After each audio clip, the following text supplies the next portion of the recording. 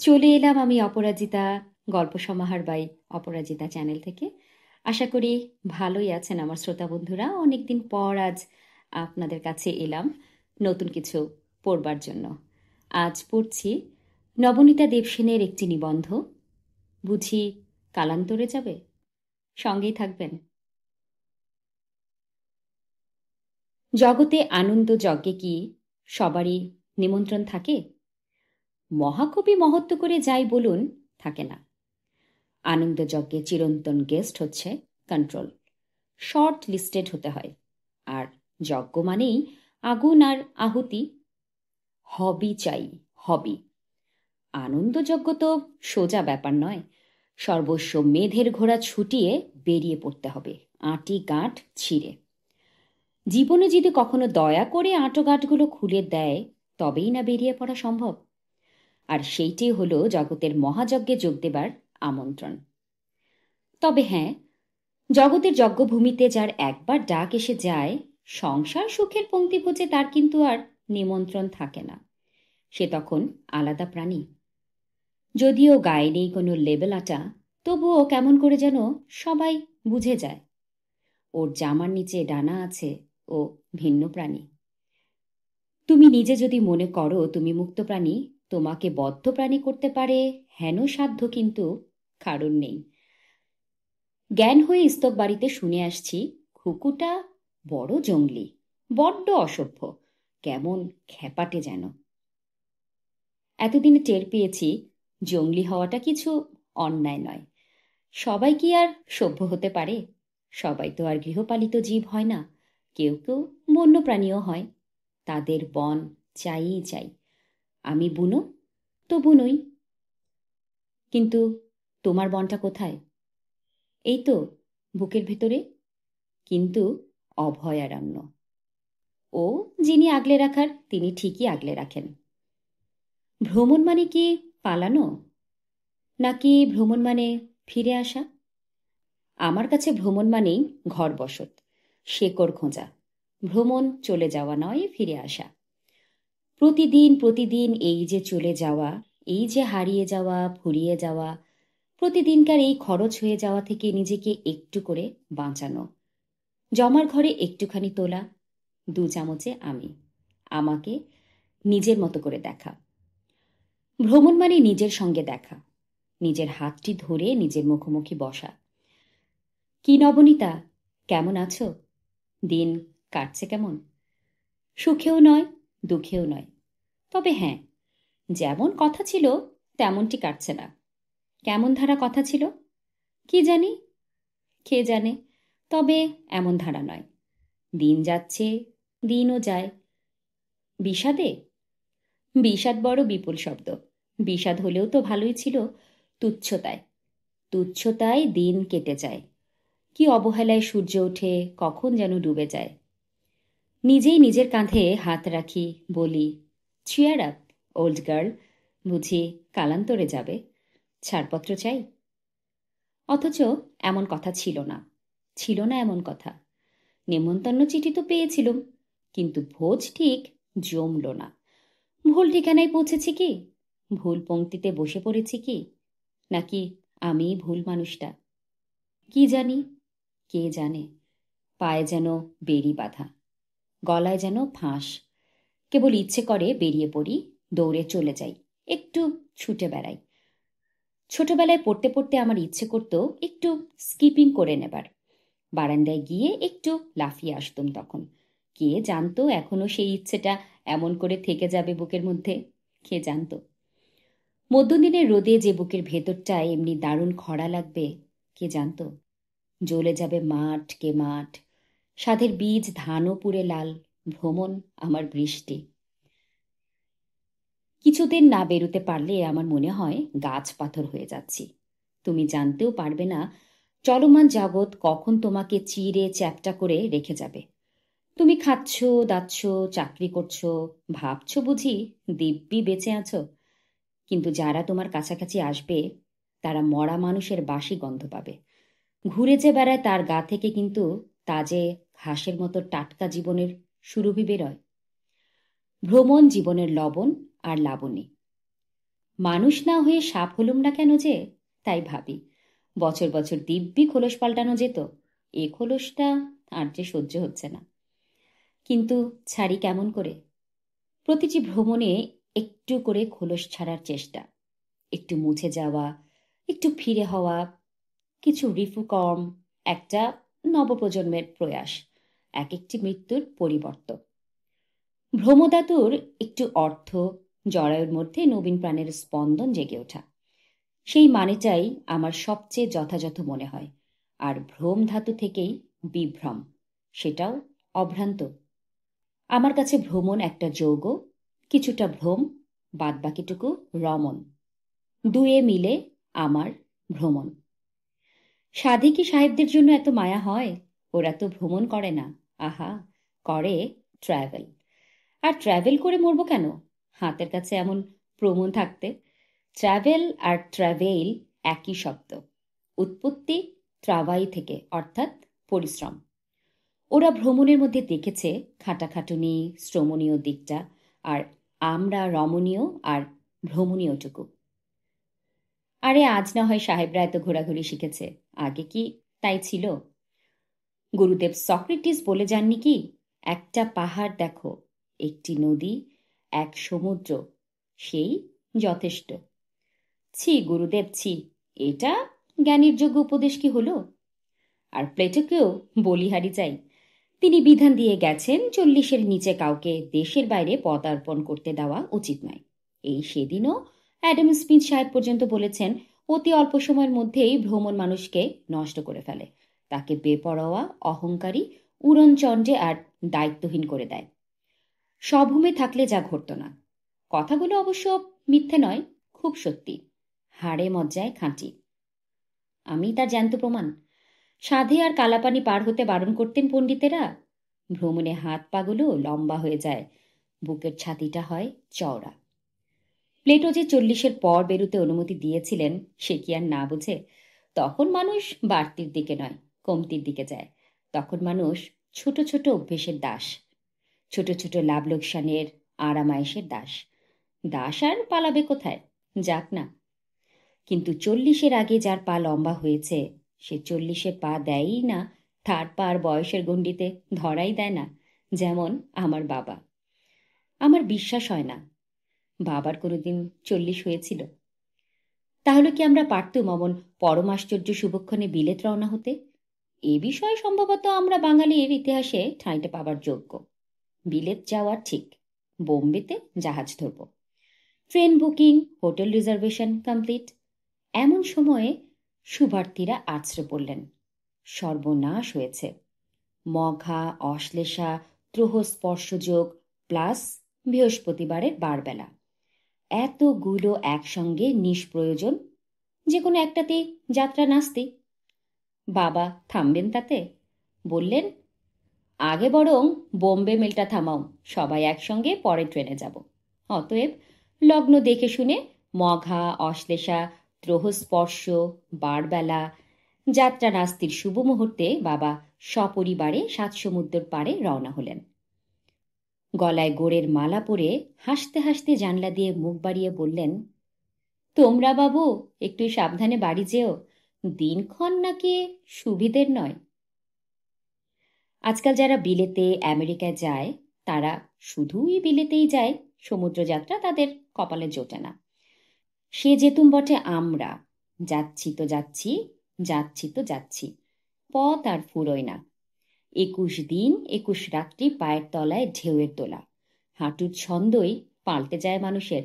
স্থলচর মাথার মধ্যে অন্য এক তরল গতির ধারণা ছলকে উঠতে থাকে। নোনা বাতাসে জীবনের স্বাদগন্ধ আলাদা হয়ে যায়। আর চারিপাশে ওই নিঃসীম বিস্তার। কি আকাশ, কি সমুদ্র, চরাচর ব্যাপ্ত বিশালতা, নীলিম অবকাশ, নিস্তরঙ্গ মধ্য সমুদ্রের শব্দহীন গাম্ভীর্য, বন্দরের জন্য উতল অপেক্ষা, দূরে অন্য জাহাজ দেখা দেবার রোমাঞ্চ। উড়োজাহাজিদের এসব শোভা কিন্তু জানাই হয় না। আকাশপথে দৃশ্য বলতে আসলে কি আছে? ওই পঞ্চভূত, দূর থেকে বিস্ফোরিত নয়নে ক্ষিতিয়ককে নিরীক্ষণ করা, আর কাছ থেকে নিবিড় নীলিমাকে অর্থাৎ তেজ মরুদ্বোমকে দেখা। সেই বা কতক্ষণ? বর্ধমান যাচ্ছি না বিলেত যাচ্ছি বুঝতে পারার আগেই কিন্তু পা মাটিতে ঠেকে যায়। আমি অনেক সমুদ্রের জল পেরিয়েছি। একবার কুইন এলিজাবেথ টুতে চড়ে অতলান্তিক পার হয়েছি। প্রথমবার বিলেত যাবার সময় জাহাজে যে সুইমিং পুল ছিল তাতে স্নানের সময় বাবা বলে দিতেন, এই জলটা কিন্তু আরব সাগরের, আজকের জলটা লোহিত সাগরের, এটা ভূমধ্য সাগরের জল। সে যে কি পরম রোমাঞ্চ আমি বলতে পারবো না। আর সেই বেলা 11টায় গোলাপি আইসক্রিম। জাহাজে ছোটদের খুব আইসক্রিম খাবার সুখ। জাহাজে সবাই ছুটিতে থাকে। জাহাজের আবহাওয়াতেই আয়েশ আর স্বস্তি। অ্যারোপ্লেন মানেই ভীষণ তাড়া, সুখ নেই। যে লোকটা চাকরি করতে যায় আর যে লোকটা বেড়াতে যায় দুটো কিন্তু এক মানুষ নয়। একজন খাঁচার পাখি, অন্যজন উড়াল জানে। একজন আরেকজনকে হিংসেও করে। রঞ্জন বলে, বেড়াতে বেরুলেই দিদি অন্য লোক। মেয়েরা বলে, কলকাতায় ফিরেও তুমি অমনি থাকো না কেন মা? মা বলেন, কলকাতা কুকুর সয় না। দীপঙ্কর বলে, কলকাতায় দিদির মিনিমাম থাকা উচিত। আমি বলি, কলকাতায় তো আমি থাকিই না। কলকাতায় যে থাকে সে তো অন্য লোক। এই শহরটাও আমার সেই চেনা শহরটা নয়। এই মেয়েটাও আমার চেনা মেয়েটা নয়। এই অজানা শহরে ওই অজানা অদ্ভুত মেয়েটা বাঁচল কি মরল তাতে আমার কি? কি ভয়াবহ জীবন! নিঃসময়, সঙ্গীহীন, সদ্যাবস্ত নিজেকে নিয়ে তিতি বিরক্ত। ওই মেয়েটা কে? পান থেকে চুল কষলেই যার সর্বনাশ হয়, দিনরাত রুগ্ন। কেন যে ওই মেয়েটাকে লোকে আমি বলে ভাবতে পারি না। আমার তো কোনো বিঘ্নই বিঘ্ন মনে হয় না। কোনো ক্রিয়ায় অভ্রান্ত বলে আশা হয় না। সব পাঁচিলই ডিঙোনো যায়, সব ভুলই শুধরানো সম্ভব। কোনো যুদ্ধই যুদ্ধ নয়, খেলা। ট্রেন মিস হলো, হলো তো হলো, নেক্সট ট্রেনে। একটা না একটা গাড়ি একদিন না একদিন আসবেই, তাড়াটা কিসের? কিন্তু এটা তো সংসারের সঙ্গে লাগাম বাঁধা আমিটার মনে হয় না। তার সব কিছুরই মরণবাচন সংগ্রাম, মন্ত্রের সাধন নতুবা শরীর পাতন। শরীর পাতনটাই হয়, মন্ত্র অসাধিত থেকে যায়। সংসারের দড়িদড়া ছিঁড়ে কলকাতার আস্তাবল থেকে বেরুতে পারলেই সব সবুজ, সব শান্ত। কেবলই ইচ্ছে করে বেরিয়ে পড়ি, চলে যাই। কিন্তু কোথায়, কখন? ছুটি দেবে কে? ঘর আগলাবে কে? কে কে এবং কে? আজকাল আমার প্রায় মধুপুরের কথা মনে পড়ে। মধুপুরে আমাদের ছোট্ট সাদা বাড়িটার সামনে একটা বিশাল সবুজ মাঠ ছিল। তার এপারে একটা লাল মাটির পথ, আর ওপারে আরো বড় নীল আকাশ। ওই মাঠটায় আমি জেনে নিয়েছিলাম আসলে ওটাই তেপান্তর। উত্তর দিকে কয়েকটা কালো পাথরের মস্ত মস্ত চাই এলোপাথারি বসানো বেটে খাটো পাহাড়। একবার চড়তে পারলেই ব্যাস ফুরিয়ে গেল। না আছে গুহা, না জঙ্গল। মাঠের দক্ষিণে একটা ছোট্ট রোগা খুব সুন্দরী বালিতে তীরে নদী। নদীর ওপারে ছড়ানো ধানক্ষেত, এপারে কুমোরপাড়া। চাক ঘুরিয়ে ঘুরিয়ে ওরা সাজি ভরে ছোটদের রান্নাবাড়ির খেলনাও। সেই কুমোরের চাকে চোখ রেখে আমার দিনের চাকা ঘুরে যেত।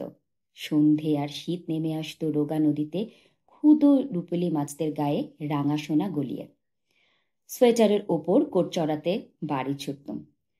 পিছু পিছু ছুটতে লিলি। ইদার আর ইটের গাদার কোণে 4টে কুকুরছানা হয়েছিল। মাটা যেন কোথায় চলে গেল কে জানে, থেকে গেল কেবল লিলি। ছুটি ফুরুলে আমরা মধুপুর ছেড়ে লিলিকে ছেড়ে চলে এলাম স্কুলের রাজ্যে, কলকাতায়। সেই ধান খেয়ে তার পাহাড় নিয়ে খোলা মাঠটা, ইঁদারা আর গোলাপ ফুল নিয়ে সাদা বাড়িটা, রূপুলে মেয়ে মাছ আর সোনালি সূর্যাস্ত নিয়ে ঝিরিঝিরি নদীটা পিছনে পড়ে রইল। কিন্তু পিছনে পড়ে রইল কি? এই তো আজও, এত বছর পরেও বুকের মধ্যে সেই মাটির স্মৃতির বাতাস ছনছন। সেই কুমোর বাড়ির চাক ঘুরছে বনবন। দুহাতের মধ্যে টকাটক উঠে আসছে নিটল স্মৃতির ভাণ্ড। লিলি কচি গলায় ভৌ ভৌ করে ছুটে ছুটে আসছে এক্কা গাড়ির পেছু পেছু, যতক্ষণ না মালির ছেলেটি এসে ওকে তুলে নিয়ে যাচ্ছে। ওই ছেলে আমার খেলার সাথী। ওর সঙ্গে আমি পাহাড়ে উঠি, পেয়ারা গাছে চড়ি। এই তো আমি ইদারার পাশে গামছা পরে গুটি গুটি বসে আছি, আর ছোট বালতি করে জল তুলে ও আমার মাথায় ঢেলে দিচ্ছে।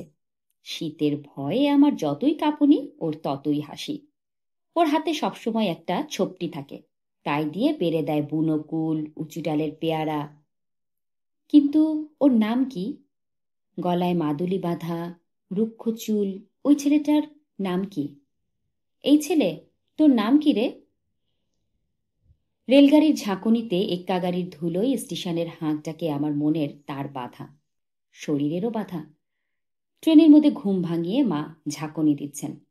খুকুরে, ওঠ ওঠ, ওই দেখ হলদিঘাট দিয়ে যাচ্ছি আমরা। হলদিঘাট? পানিপথের যুদ্ধ? হ্যাঁ হ্যাঁ, রানা প্রতাপ রে। মার সেই উত্তেজনা আমার চেয়ে একটুও কম ছিল না। কিংবা গুম গুম শব্দে গভীর রাত্রে ট্রেনের মধ্যে ঘুম ভেঙে গেল। বাবা খুশি হয়ে বললেন, উঠে পড়েছিস? ওই দেখ কত বড় নদী, গোদাবরী। সবগুলো নদী দেখিয়েছিলেন বাবা, কৃষ্ণা, কাবেরী, নর্মদা। সেবার অনেক ঘুরেছিলুম দক্ষিণ ভারতে। মহাবলীপুরম যা দেখেছিলুম, পরে গিয়ে দেখেছি তার অনেকখানি জলে ডুবে গেছে। কিন্তু রাত 2টোর গোদাবরী ব্রিজ বুকের মধ্যে এখনো প্রতিধ্বনি তুলে চলেছে। মাঝরাতের লণ্ঠনের আলোয় গাছের তলায় হাওয়াই দ্বীপের সুন্দরীদের ঘাসের ঘাগরা পরে আলোহা নৃত্য দেখে, কিংবা হঠাৎ বাঘ ঘুরেই বরফ ঘেরা ফুজিয়ামা পাহাড়ের চূড়ো দেখতে পেয়েও সেই আশ্চর্যের তুলনা আমি পাইনি।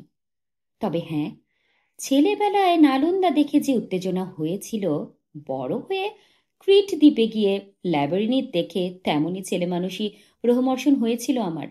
তবে এও সত্যি, অ্যাথেন্স দেখে যতটা উত্তেজিত লাগেনি, ডেলিফায়ের সূর্য মন্দির দেখে যেমন।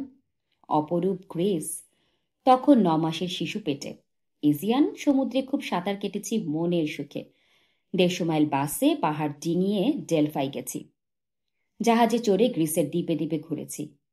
পরে ডাক্তার বলেছেন, কি সর্বনাশ, ভগবানই শিশুটিকে বাঁচিয়েছেন, কি কাণ্ড। বাবা মার সঙ্গে 7-8 বছর বয়সে সদ্য রাজকাহিনী পড়বার পরেই গেছি রাজপুতনা বেড়াতে। অবাক চোখে হাঁ করে গিলেছি মেবারের দৃশ্য। সেই গল্পে পড়া চিতরগড়, উদয় সিংহের ধাত্রীপান্নার সেই পান্না মহল। রানী পদ্মিনীর জহরব্রতের কুয়োটি দেখে কেঁদেই ফেলেছি। মীরাবাই আর রানা কুম্ভের বিয়ের সভাঘর দেখে মুগ্ধ হয়েছি। আর চিতরেশ্বরীর সেই ম্যা ভুকাহু স্বপ্ন দেওয়া মাকালির মন্দির দেখে সারা গায়ে কাঁটা দিয়েছে। ভাগ্যিস ওই বয়সে দেখেছিলুম। তখন না দেখে আজ যদি যেতুম ওসব জায়গায়, পেতুম সেই অসীম বিস্ময় আর অগাধ আহ্লাদ। বোধ হয় না। নালন্দার ধ্বংসাবশেষ দেখে যেরকম অভিভূত হয়েছিল সেই 8 বছরের মেয়েটি, পরে 38-এ বিক্রমশিলার অবশেষ দেখে তার অনুমাত্রও সে ফেরত পায়নি। কেন পেলুম না? 30 বছরের পাঁচিল, না সঙ্গী বিভ্রাট? ভ্রমণের পক্ষে সঙ্গটা খুব জরুরি। হয় একলা বেড়াবো, নইলে সঠিক সঙ্গী চাই। সঙ্গী গড়বড় হয়ে গেলে সবই বৃথা ভ্রমণ, বিভ্রমণ হয়ে যায়। সঙ্গ এবং সময় দুটোই জরুরি। কার সঙ্গে এবং কখন? সেই ছেলেবেলায় নোতরদাম গির্জের ঘণ্টা ঘর দেখে সে যে মনে আনন্দ হয়েছিল, এইখানে কোয়াসিমাদো সেই হ্যাঞ্চব্যাগ ছিল। পরে 1000 বার নোতরদামে গিয়েছি, তার কথা কিন্তু মনেই পড়েনি। লোটাস উইন্ডোর শিল্প সৌন্দর্য নিয়ে মাথা ঘামিয়েছি, সেই রোমাঞ্চ আর আমি পাইনি।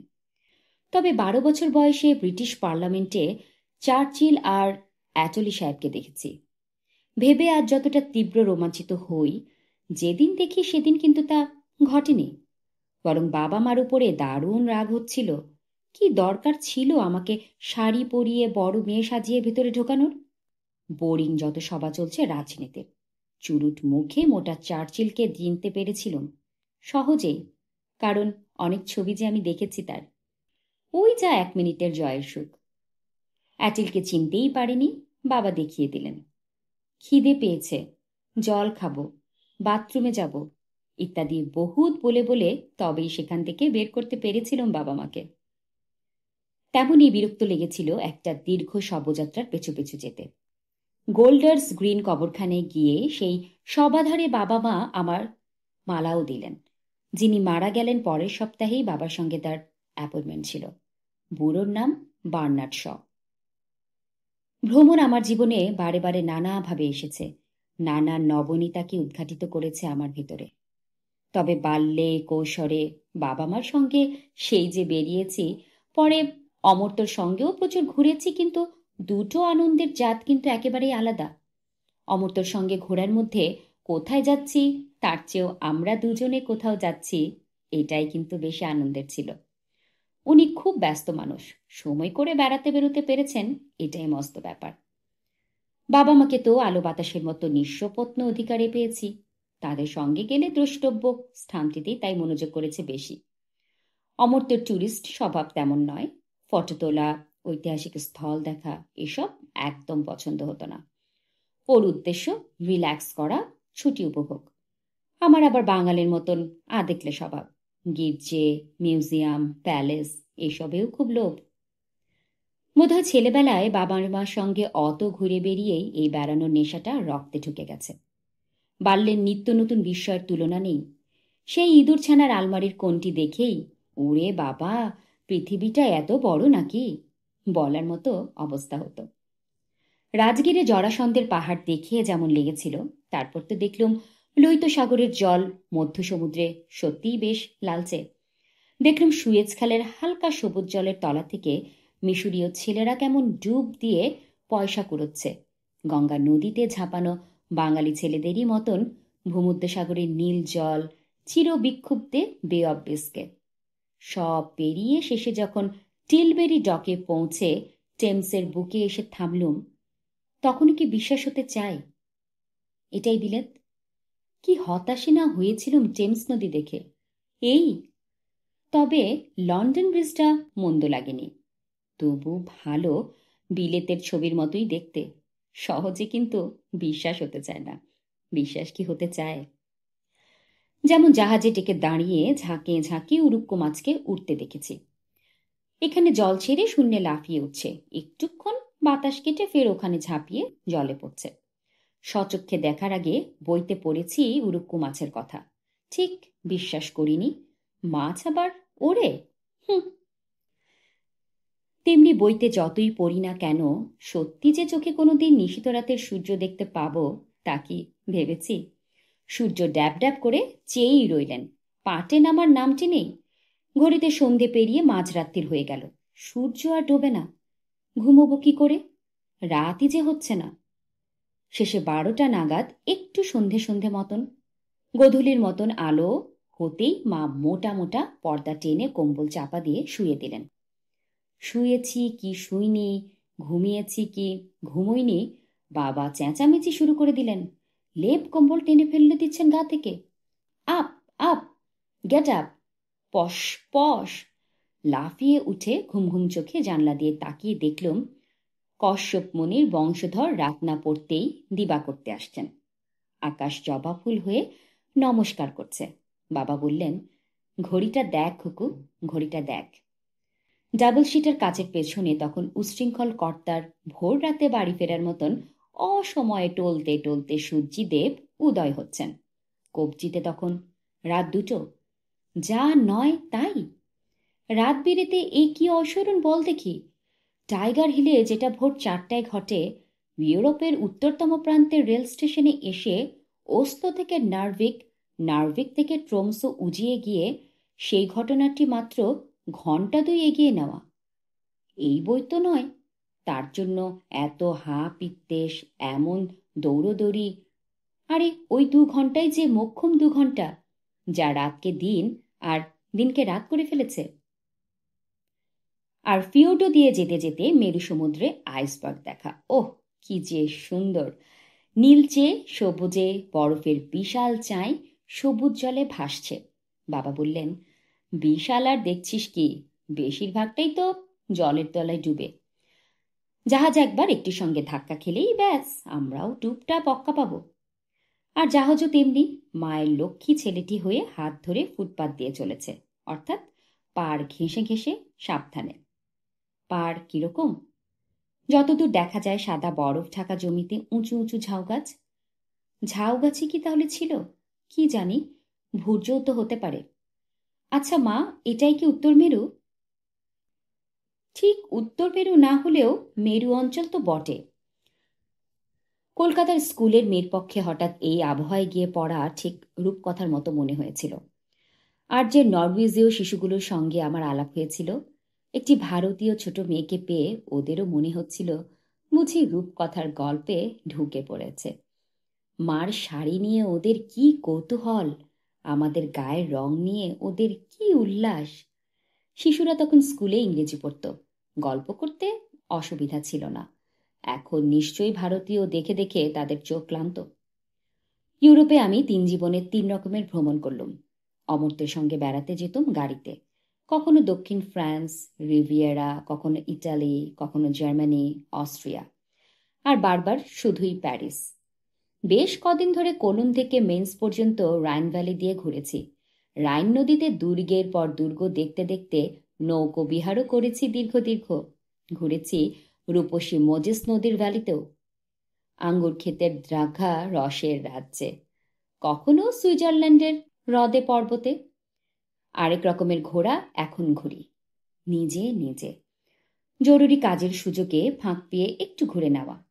বাবা মার সঙ্গে ঘুরতুম রেলগাড়িতে, স্বামীর সঙ্গে মোটরে, এখন বাধ্য হয়ে উড়োজাহাজে। সময় ক্রমশই সংকীর্ণ হয়ে এসেছে, আর বদলে গেছে ভ্রমণের উদ্দেশ্য আর আমার পরিচয়। কুমারীকালে দ্রষ্টব্য স্থলটা প্রধান ছিল, বিবাহিত জীবনে ছিল ছুটিটাই প্রধান, এখন কাজটা প্রধান, বেড়ানোটা উপরেই বলা চলে। স্বদেশে অবশ্য বেড়ানোটাই হয় প্রধান আর কাজটা উপলক্ষ, বিদেশে তা নয়। একলা ঘোরার নেশাও আছে। এই আমিটা এখন ভিতরে ভিতরে বড় লক্ষ্মী ছাড়া, বড় দিশেহারা। ঘর সংসার আমাকে আর টানে না, সংসারকে বড় কঠিন মনিব বলে মনে হয়। কয়েদখানা, চাপকে চাপকে পাপোশ তৈরি করিয়ে নেওয়া। সংসার মানেই হাজতবাস। মুক্ত কেবল সাধু সন্ন্যাসীরাই, যাদের বাঁধা ঠিকানা নেই, পূর্বস্মৃতি নেই, বহতা নদী, রমতা সাধু। ভ্রমণ মানে জবাকুসুম শঙ্কার সূর্য, চৈতন্যের মধ্যে সূর্যোদয়। ভ্রমণের মধ্য দিয়ে সুতো গুটিয়ে আমি আনি, গোড়ার কাছে ফিরি। অমন ভ্রমণ আবার চট করেও হয় না, কখনো কখনো ঘটে যায়।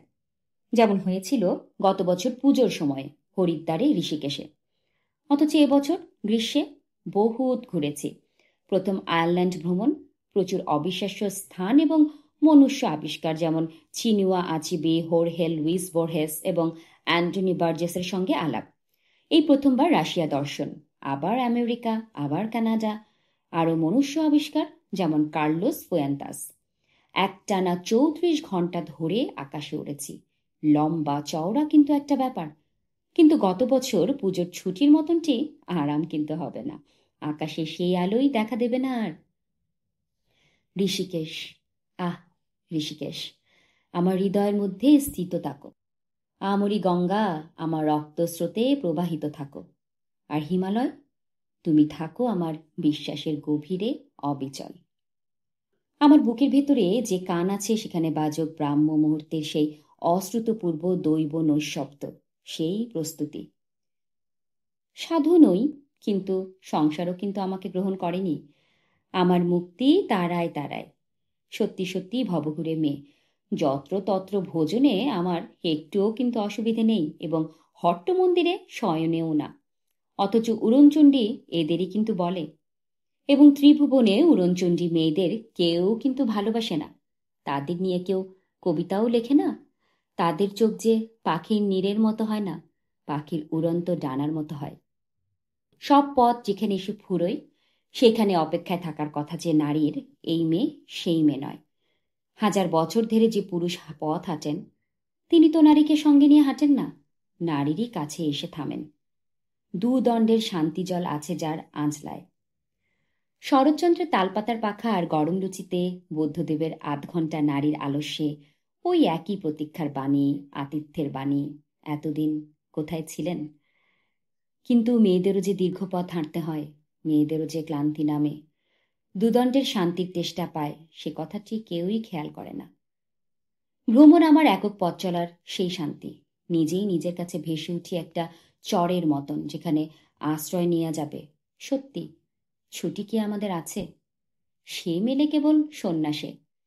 ঘড়ি পড়া, মিটিং করা সন্ন্যাসে নয়, অন্য এক ঘড়িহীন অনন্ত সময়ের চেতনায়। মঠে মন্দিরে নয়, হয়তো অরণ্যে পর্বতে। আমার তো ভর্তমুনির দশা হয়েছে। এই মায়ায় গেরো না খুলতে পারলে মুক্তি নেই। আপাতত এই ভ্রমণই একমাত্র মুক্তি। আমার ভ্রমণের রং গেরুয়া, আমার রক্তের রঙও বোধ হয় গৈরিকী। কিন্তু বাবা মায়ের ভ্রমণের স্বাদ একটা ছিল, গন্ধও ছিল একদম আলাদা, লাল টুকটুকে। মা বেরুতেন বেড়াতে, সঙ্গে যেত সংসার। গরমের ছুটিতে গেলে রেলের কামরার ভেতরে নেওয়া হতো আইস বক্স, তাতে কাঠের গুঁড়োর মধ্যে বরফের চাই থাকতো।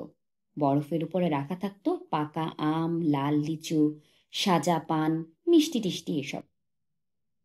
লাল ঘাগরা পরানো জয়পুরি কুঁজোর ভেতরের নলেও বরফকুচি ভরা থাকতো।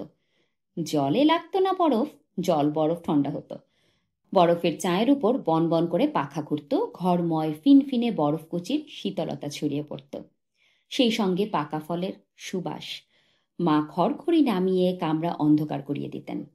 কু ঝিকঝিক শব্দে আর দোলায়, শীতলতায় আর সুবাসে আমি ঘুমিয়ে পড়তুম হোলডল খেলা ফর্সা বিছানায়। তার আগে অ্যাটেন্ডেন্টের কামরা থেকে ইকপিক কুকার হাতে ঝুলিয়ে হাসি মুখে চলে আসত সুনিয়া ভাই, আমাদের সংসারের প্রাণ নিধি, গুণ নিধি। সে তার অ্যাটেন্ডেন্ট কামরায় ইম্পেরিট লম্পতে ইকমিক কুকার বসিয়ে পেতে ফেলেছে বেআইনি লাঞ্চ। ঘি তেজপাতা দেওয়া আতপ চালের ভুর ভরে সুগন্ধি সরু সরু সাদা সাদা ভাত, হালকা মাংসের ঝোল, একটা সবজি। আশ্চর্য কুশলতায় চলতি গাড়িতেই গুনিয়া ভাই খাবার সাজিয়ে দিতে প্লেটে প্লেটে। কি ভালোই লাগতো সেই খাবার। খেয়ে এত আনন্দ বাড়িতে কখনোই পেতুম না, অথচ সেই গুনিয়া ভাই তো খাইয়েই দিত বাড়িতেও। রেলগাড়িতে গুনিয়া ভাইয়ের সঙ্গে থাকতো সেই আশ্চর্য ভাঁড়ার ঘর, ট্রাঙ্ক। তার মধ্যে স্টোভ, বঁটি, চাকি, বেলুন, হাঁড়ি, কড়া, থালা, গেলাস, চাল ডাল, তেল মশলা, আলু পেঁয়াজ সব থাকতো। আমি কিছুতেই বুঝতুম না এই একই জিনিসের জন্য বাড়িতে কেন দুটো ঘর লাগে, রান্নাঘর আর ভাঁড়ারের। আর ট্রেনে স্নান, মাছ ছাড়বেন, ওইটুকু বাথরুমেই সাবান মাখিয়ে বালতি মগে জল ঢেলে অথবা শাওয়ারে অকরুণভাবে রোগড়ে রগড়ে স্নান করিয়ে দিতেন। নইলে ট্রেনের ময়লা কাটবে কেন? এখন বেড়াতে বেরুলে আমি খবরদার ট্রেনে স্নান না করে তার শোধ কিন্তু তুলে নেই। জীবন যতই জটিল হচ্ছে, ভ্রমণ ততই সরল হচ্ছে দেশে। হুজুগ পড়েছে দেশ বেড়ানোর, ভ্রমণের সেল লেগেছে। দেশ শুদ্ধ সবাই তোমাকে ডেকে ডেকে বলছে, ওগো করছো কি, বেড়াতে বেরুলে না এখনো, বেলা যে পড়ে এলো। সরকারি ভ্রমণ সংস্থা বলছেন, বেসরকারি ভ্রমণ সংস্থারা বলছেন, উচ্চ মধ্য নিম্ন সব স্তরের জন্য যোগ্য ব্যবস্থা প্রস্তুত। লে লে বাবা, 6 আনা দীঘা বক্রেশ্বর, 6 আনা। কোনটা চাও? তুমি কোন পার্টি? স্বাস্থ্য পার্টি নাকি ধর্ম পার্টি নাকি শপিং পার্টি? দ্বারকা ত্রিপতি না হংকং সিঙ্গাপুর নাকি কালচার পার্টি? অজন্তা ইলোরা খাজুরাহ অথবা রোম প্যারিস লন্ডন? রুইন্স দেখো, মিউজিয়াম দেখো, থিয়েটারও দেখো। যাতায়াত জলের মতন। অর্থানুকূল্য থাকলে সব ঘরে মোর ঘর আছে, কিন্তু দর্শনে আজ আর সে রোমাঞ্চ নেই, সে বিস্ময়ও নেই, যা ছিল 25 বছর আগেও। এখনকার যুগে সবাই সব জানতা, সবাই রাম গরু। ইনফরমেশন এক্সপ্লোশনের যুগে বিস্ময়ের এক্সপ্লোশনটা কমে যাবেই। সবাই যে সহজলভ্য, কেদার বদ্রী অমরনাথও আর দুর্লভ নন। কষ্ট না করেই যা মেলে তাকে কেষ্ট বলে কিন্তু মানাটা শক্ত। তখন হুড্রু দেখেই যত রোমাঞ্চ হতো, এখন নায়াকরা দেখলেও মানুষের তত আহ্লাদ হয় না। আহ্লাদের ক্ষমতা কমে গেছে সবারই। তবে হ্যাঁ, আশ্চর্য হবার ক্ষমতা ঈশ্বর এখনো সবটা কেড়ে নেননি। কি উত্তেজনা হয়েছিল কমাস আগে লেক আইল অফ ইনিশফ্রি দেখে। ইয়েটসের দেশ ঘুরে বেড়াতে গিয়ে দেখি সেই বিগ বুল বেন, গ্লেনকার ঝর্ণা। ইয়েটসের কবিতায় পড়া জীবন্ত জায়গাগুলি দেখেছি, আর সেই রাজকাহিনীর রাজপুতানার মতোই কিন্তু গায়ে কাঁটা দিয়েছে। জয়েসের ব্যবহৃত জিনিসপত্র কি সুইফট আর স্টেলার যুগ্ম কবর দেখেও ঠিক তাই লেগেছে। আর ক্রেমলিনে ইভান দ্য টেরিবলের বিয়ের গির্জে দেখে কি ছোটবেলায় টাওয়ার অফ লন্ডন দেখার মতোই রোমাঞ্চ হয়নি? টলস্টয়ের বসত বাড়িতে হাঁটতে হাঁটতে কি ভাইমারি গয়েটের বাড়ি ঘুরে ঘুরে দেখার কথা মনে পড়েনি? বাল্যে শেক্সপিয়রের বাড়ি দেখবার তুল্যই কৃতার্থ, ধন্য মনে হয়েছে নিজেকে। ঠিক এইখানেই তিনি বেঁচেছিলেন ভাবতেই শিহরণ হয়েছে। কিন্তু প্যাকেজ ট্যুরে আমার রুচি নেই, একদমই নেই, একেবারেই নেই। আমি বেড়াতে চাই স্বাধীনভাবে, রুটিনভাবে। কোম্পানির ভ্রমণ আমার জন্য নয়। অত নিয়মকানুন আমার সহ্য হয় না। সব ঠিকঠাক, ভালো হোটেলে ঘরটি, ভালো থিয়েটারের টিকিটটি, ফেরার পথে সিটটি। দূর দূর, এ কি বুড়োটে বেড়ানো?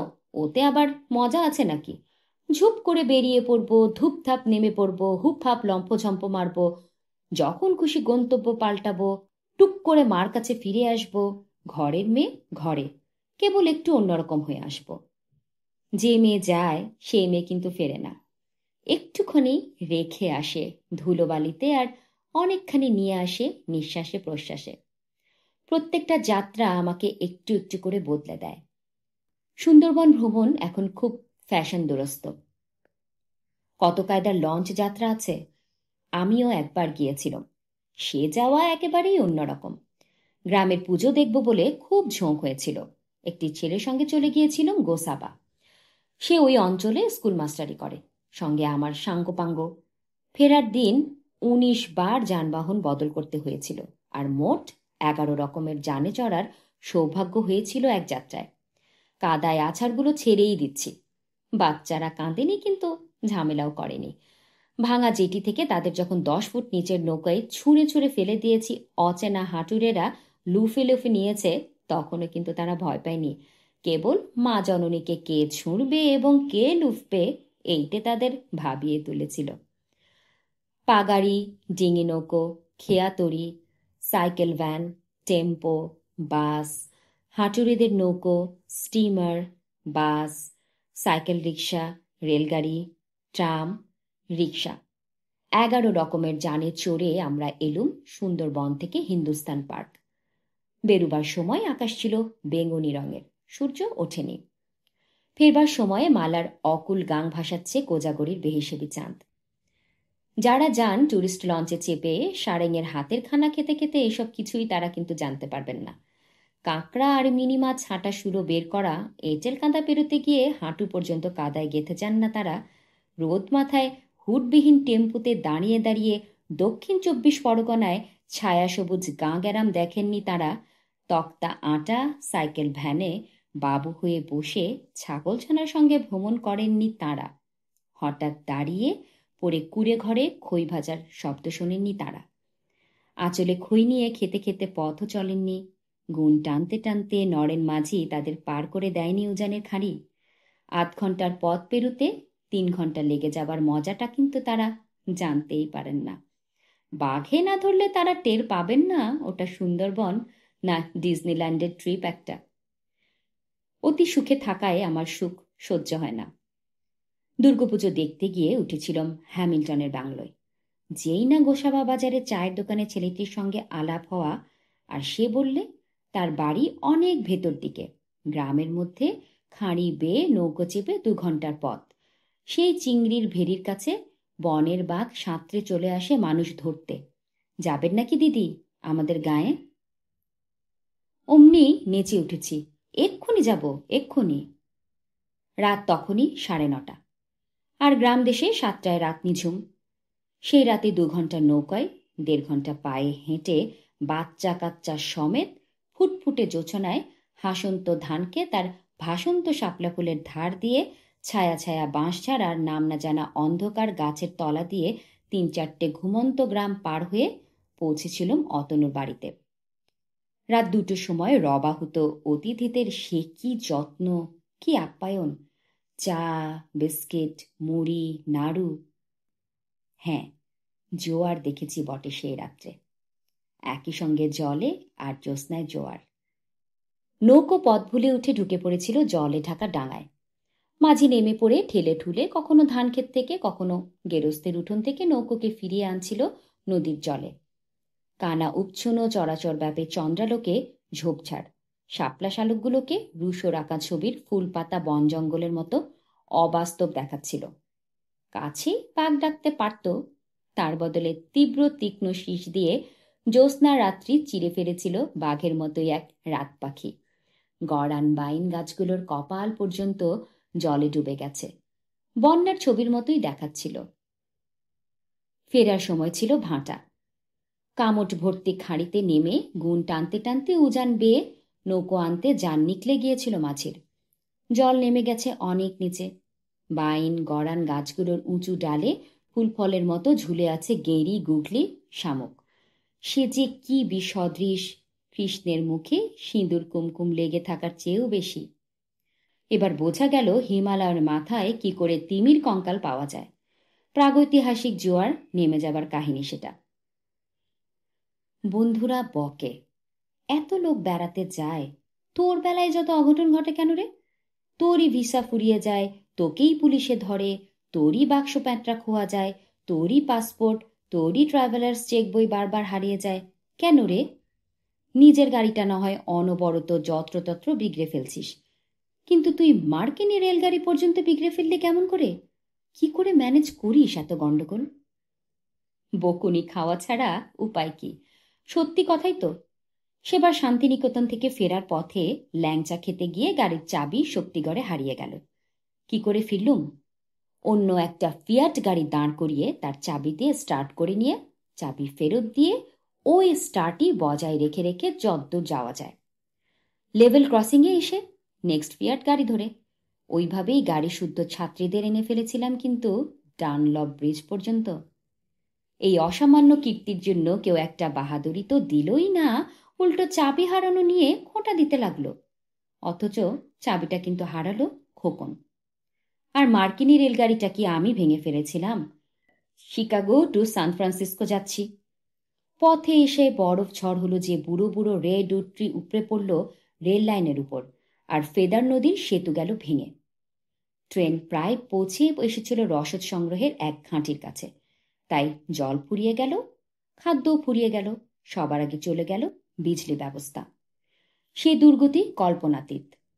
প্রচণ্ডভাবে যন্ত্রনির্ভর নিশ্চিত নিয়মানুগ দেশে এমন আজব কাণ্ডের জন্য মানসিক প্রস্তুতি থাকে না, সবাই খুব ঘাবড়ে যায়। সাহেবদের উদ্বেগ, শঙ্কা এবং আরতি চরমে উঠলেও আমাদের কাছে তো এ নস্যি। এ ধরনের আশাতীত অব্যবস্থায় ওদের হঠাৎ আত্মবিশ্বাস টলিয়ে দেয়, কিন্তু আমাদের কাছে তো এসব তুচ্ছ। আমি তো ফোকটে অ্যাডভেঞ্চার পেয়ে মহা আহ্লাদিত। রোগা ফেদার নদীর সে কি ধ্বংসময়ী রূপ! বন্যায়, ঝড়ে, বরফে স্ট্র্যান্ডেড হয়ে যাওয়া ট্রেনে আমার তো খুব ভালোই হলো, দারুণ মজা।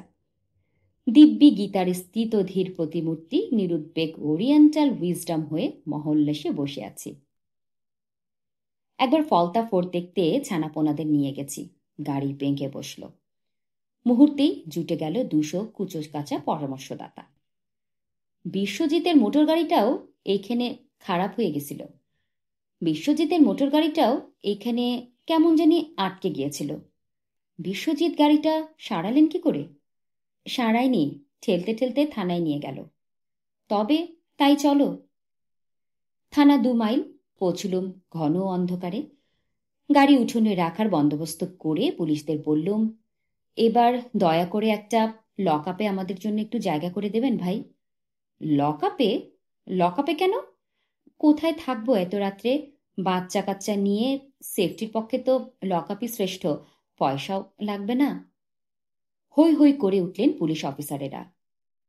এই জন্য আমরা এতজন ভাই থাকতে সেফটির চিন্তা? লকআপে ছাড়া বুঝি বিনা খরচে থাকা যায় না? সে রাত্রে ভাইদের ব্যবস্থায় রাজার হালে থেকেছিলুম গঙ্গার তীরে বাগান ঘেরা একটি বাড়িতে। তবে ভাইরা সবসময় যে একরকম হয় তা নয়। সেবার দুর্গাপুর স্টেশনে দুটি ছেলের সঙ্গে আলাপ হলো। কথায় কথায় একজন বলল তাদের গ্রামে অপূর্ব পোড়ামাটির মন্দির আছে, অমিয় বন্দ্যোপাধ্যায়ের বইতে তার উল্লেখ আছে। তার বন্ধু বলল, চলে যান না দিদি, ওদের পুকুরে মাছের চাষ, পেট ভরে মাছ ভাজা খেয়ে আসবেন। দিদি তো যাব বলেই তৈরি। গ্রামটি বাঁকুড়ায় দুবার বাস বদল করে বড়জোড়ায় নেমে সাইকেল রিক্সা নিয়ে বিশাল মাঠ পার হয়ে ওদের গ্রাম। ডাক্তারবাবুর সামনের বাড়ি বললেই নিয়ে যাবে। সকাল সকালই চলে আসুন, কাল নাইট ডিউটি আছে, দুপুরে বাড়িতেই থাকবো, দুটি ভাত মাছ খেয়ে আসবেন ভাইয়ের কাছে। অবশ্যই অবশ্যই, সে আর বলতে, কাল দেখা হবে। দুর্গাপুর গার্লস হাই স্কুলের টিচাররা কিছুতেই যেতে দেবেন না। পাগল নাকি? দাঁড়ান, টানা গাড়ির ব্যবস্থা করে দিচ্ছি। আমি তো চুপি চুপি মেয়েদের নিয়ে ভোকাট্টা বাস টাস বদলে রিক্সা টিক্সা নিয়ে ঠিক হাজির হয়েছি। দীর্ঘ পথ, ঠাঁটা রোদ, খিদে তেষ্টা বেশ জমে উঠেছে। আমাকে হাস্যবদনে সকন্যা দয় দৌড়ে সশরীরে খাড়া দেখেই ছেলেটা অজ্ঞান হয়ে পড়বার জোগাড়। বুঝলুম বিশেষ কেলেঙ্কারি করে ফেলেছি বোধহয়। এটা কল্পনার অতীত ঘটনা এই বাড়িতে। ভাতের প্রশ্ন উঠল না, আর বুঝতেই পারলাম মাছ চাষের গল্পটা গল্পই। অবশ্য ব্যাপারটা শুয়ে যাবার পরে যত্নের অভাব হলো না। চা মুড়ি এলো, বড় জোড়া বাস স্টপে ফিরে ডাল চচ্চড়ি পোনা মাছের ঝোল দিয়ে মোটা ভাত। খিদের মুখে দারুণ স্বাদ লাগলো। মেয়েরা অবশ্য এখনো বলে, কেমন খেলে মা গরম গরম মাছ ভাজা ভাইয়ের বাড়িতে? কিন্তু দোষ তো ওদের নয়। শহরে লোকেরা মুখে কত কী তো বলে। আমার মতো শহরে বিবিটি কষ্ট করে সত্যি সত্যি ওদের বাড়িতে যাবে, এটাও বিশ্বাস করতে পারেনি। আমাদের কাজের মেয়ে শিলার বিয়েতে আমি যখন ডায়মন্ড হারবার থেকে কাকদ্বীপের বাসে চড়ে সত্যি সত্যি ধোয়ালের খাল স্টপে নেবে পালান মাঝির বাড়ি পৌঁছেছিলাম, সেখানেও এরকম অপ্রস্তুতি, সংকোচ আর সমূহ কেলেঙ্কারি ঘটেছিল। দুটো ডাব খেয়ে ফিরতে হয়েছিল ডায়মন্ড হারবারে থেকে। সাগরিকায় খেয়ে নিয়ে ট্রেন ধরে বাড়ি। গ্রামের লোকেরা আমাকে ঠিক সিরিয়াসলি নেয় না। কেন যে নেয় না বুঝি না। শহরের লোকেরা তো নয়ই। লোহার সিন্ধুকে হাত ডুবিয়ে চায়ের পেয়ালা বের করতে করতে পোড়ামাটির মন্দিরের গায়ের ছেলেটি আমার কাছেই দুঃখ করল। আমার বন্ধু বলেছিল বটে, সাংঘাতিক মহিলা, বলা যায় না, চলে যেতেও পারে, একা একাই নাকি কুম্ভে গেছিল। আচ্ছা দিদি, কি করে গেলেন? মেয়ে ছেলে হয়ে ভয় করল না আপনার? না, ভয় আর করে কই, আমার দায়িত্ব এখন ঈশ্বরের। ভয় ভাবনা তিনি বুঝুন, আমার কি? তাই যত্রতত্র নিশ্চিন্ত হয়ে চলে যেতে পারি। একা তো নই, সঙ্গে তো সর্কি বল্লম নিয়ে চলেছেন অলক্ষ্য চৌকিদারটি। তিনি জুটিয়ে দেন চমৎকার সব সঙ্গী, সাপ্লাই করেন সহায় সম্বল, রাত্রির আশ্রয়। এই অগাধ বিশ্বাসটা যিনি বুকের মধ্যে পুড়িয়ে দিয়েছেন, তিনিই নেন শেষ রক্ষার ভারটা। নইলে কিসের জোরে চলে গেলুম কুম্ভ মেলার ভিড়ে? কি করে অমন জবরদস্তি ঢুকে পড়ি ডাক্তার লালওয়ানির শোবার ঘরে ঘুমোতে? আমি কি নির্বোধ, নাকি মেয়েই নই, নাকি বদমতলবে? সে আপনারা যা খুশি ভেবে নিন। আমার সত্যিই গঙ্গাদ্বীপের ধুলোভরা রাস্তায় কম্বল পেতে শুয়ে পড়তে ভয় করেনি। কাশীর ধর্মশালায় অচেনা 6টি পুরুষ মানুষের সঙ্গে একটা ঢালা তক্তপোষের নাক ডাকিয়ে ঘুমোতে দ্বিধাও হয়নি। এমনকি তাওয়াংয়ের মতো পাণ্ডব বর্জিত দেশে হিমালয়ের নির্জন গ্রামে মোম্পা লামার তিব্বতী বাড়িতে গিয়েও কুটুম্ব বাড়ি যাবার মতন আদর যত্ন জুটে আমার কপালে, ঠিক যেমনটি জোটে রাত দুটোয় সুন্দরবনের গ্রামে। তো কিসের ভয়? অনেক ঘুরেছি, লোভ করি না, অতৃপ্তিও নেই, তৃপ্তিও না। যথেষ্ট বলে ভ্রমণে কোনো শব্দ নেই। এরপরে খুলে যাবে গ্রহান্তরে ভ্রমণের পর, কুন্ডু স্পেশাল টু জুপিটার। অবশ্য তখনও আমি চেষ্টা করব হিচ হাইক করতে। শরীরে দেবে তো? দেবে দেবে, খুব দেবে, পারব। ভ্রমণ কি শুধু দেশই দেখায়? ভ্রমণ আমাকে মানুষও দেখায়। একা একা ঘুরেই আমি সবচেয়ে আনন্দ পাই। এই ভ্রমণের কল্যাণে আমার প্রচুর বন্ধু লাভ হয়। চিরদিনের বন্ধু কেউ হয় কিনা জানি না, তবে এরা সবাই পথের বন্ধু। কত যে ভালো লোক আছে এই পৃথিবীতে তার ইয়ত্তা নেই। ভ্রমণে আমি মধ্য কথা এই শিখেছি যে মানুষ মানুষের বন্ধু, মানুষ মানুষের আশ্রয়। রোজ রোজ কলকাতায় ট্রামে বাসে কেরোসিনের লাইনে এই কথাটা আমরা ভুলে যাই। ভ্রমণ আমাকে মনে পড়িয়ে দেয়, জীবন নয়, জীবন সংগ্রাম। কাদের ভরসায় আমি ঘুরে বেড়াই? ঘরে আমার লোকবল না থাক, পথে আমার লোকবল ঢের। 1976 বুদাপেস্টে ড্যানিউব নদীর মার্গেট সিগার দ্বীপে হাঙ্গেরিয়ান ভাষায় কার্মেন অপেরা হচ্ছে। কিছু বুঝতে পারছি না, খুবই শীত করছে। উঠে এলুম। পার্ক থেকে বেরিয়ে সেতু বেয়ে এসেছি ডাঙায়। কিন্তু কি করে যে হোটেলে ফিরব জানি না। রাত প্রায় 12টা বাজে। পথ ভর্তি মানুষ, কিন্তু কেউই আমার ভাষা বুঝছে না। হঠাৎ একটি ছেলে এসে ইংরেজিতে বলল, তোমায় সাহায্য করতে পারি? হাতে তো আমি চাঁদ পেয়ে গেছি। গল্প করতে করতে ট্রামে গিয়ে চললাম। যেতে যেতে দেখি একটা পাহাড়ের মাথায় খুব জোর আলো। কি ওখানে? বুদা পাহাড়ে ক্যাথিড্রালে আলো দিয়েছে। ওখানে আজ পিয়ানো কনসার্ট হচ্ছে। যাবে শুনতে? কি করে যেতে হয়? চলো, আমি নিয়ে যাচ্ছি। চলো যাই। সেই ডাক্তারি ছাত্র লাসলো পুস্কাসের সঙ্গে চলে গেলুম বুদা পাহাড়ের ওপরে। রাত্রি, যদিও তখন ঢের, এবং তাকে সত্যি সত্যিই আমি চিনি না। কিন্তু চিনি নিতে কতক্ষণ? কি ভালোই লেগেছিল সেদিন। কি চমৎকার পুরনো ক্যাথিড্রাল, কি অপরূপ পুরনো শহর, কি সুন্দর বাতি সাজিয়েছে। খিলেনের পর খিলেন। নদীর দিকে মুখ করে বসবার অজস্র আসন বাগানে। পাহাড়ের গায়ে বাগান। আমরা বাইরে বসে বসেই পিয়ানো শুনলাম। নিচে ড্যানিউব বয়ে যাচ্ছে, ওপারে পেস্ট শহর। বুদা আর পেস্ট মিলিয়ে বুদাপেস্ট নগরী। মুহূর্তেই লাসলোর সঙ্গে গভীর বন্ধুতা হয়ে গেল। রাত 3টে যখন হোটেলে ফিরলুম, শুনি বন্ধু বান্ধবরা খুব ভাবনায় পড়েছিলেন আমার জন্য। মানুষ তো এমনই, কে কখন কাছে চলে আসে, কাছের মানুষ দূরে সরে যায়, বলতে পারে না। ভ্রমণের সময়ে পৃথিবীটা আমার খুব কাছাকাছি চলে আসে, আর সংসারে অনেক দূরে, আউট অফ ফোকাস সরে যায়। যখন ঘুরে বেড়াই তখন প্রত্যেকটা মুহূর্ত কত সত্য, কত জীবন্ত। জগতের সঙ্গে একটার পর একটা নতুন সম্পর্ক পাতানো হয়। বসুতা যেন পরম আত্মীয় হয়ে ওঠে, এবং আত্মীয়তা হয় নিজের সঙ্গেও। নিজের হৃৎস্পন্দের ছন্দের সঙ্গে চেনাও বেশ হয়। কিছু ভ্রম, বাকিটা রমণ, ভ্রমণ। মাইসোর রিজিওনাল কলেজে সামার স্কুলে পড়াতে গেছি। ওরাই নিয়ে যাচ্ছিল বেলুর হালিবিট দেখাতে। পথে বাস গেল ভেঙে। আমি 2 দিন বাদে ফিরে আসবো কলকাতা। খুব মন খারাপ। রাস্তার মধ্যে দাঁড়িয়ে আছি, বাস সারলে মাইসোর ফিরে যাব। হঠাৎ দেখি একটা বাস আসছে, বেলুর হালিবিট লেখা। হাত দেখিয়ে চেঁচামেচি করে থামিয়ে উঠে পড়লাম। পরে বুঝলুম এটা ট্যুরিস্ট বাস। আগে থেকে টিকিট কিনে উঠতে হয়। কিন্তু বাসের গাইড, ক্লিনার আর ড্রাইভারের সঙ্গে এমন প্রাণের বন্ধুত্ব হয়ে গেল, তারা আমাকে বিনা টিকিটেই বেলুর হালিবির শ্রবণ বেলগোলা দেখিয়ে আনলো। পরদিনও আবার নিয়ে গেল উটি বেড়াতে। কিছুতেই একটা পয়সা নেওয়াতে পারলাম না।